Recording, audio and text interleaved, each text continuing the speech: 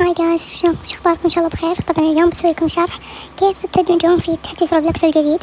الطريقة هذه لازم تجربون اكثر مرة عشان تزبط معكم عاد. يلا نبدأ. اول شيء حطوا على عين، واذا كان جوالكم بالانجليزي يكون اي اضغطوا عليها.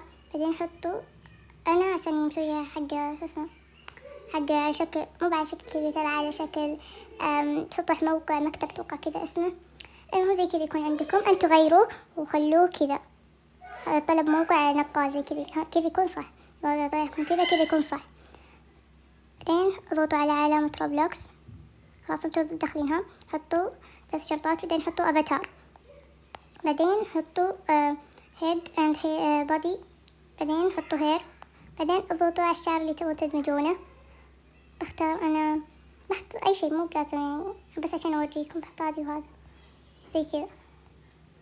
في عندي شبكة فيها لاج بس عادي. اضغطوا عليها كذا، واحد اثنين يعني كل شوي علقوا عليها شوي. بعدين حطوا بسرعة، اضغطوا على علامة روبلوكس، بعدين حطوا 3 شرطات، بعدين ارجعوا حطوا افاتار.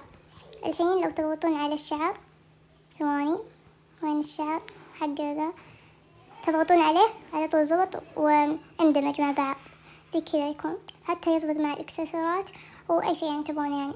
والشعر كرروا الطريقة هذه، مثلا يلا بسوي 3 دموج، يعني 3 شعر، خلاص حطون كذا وعلقوا عليها.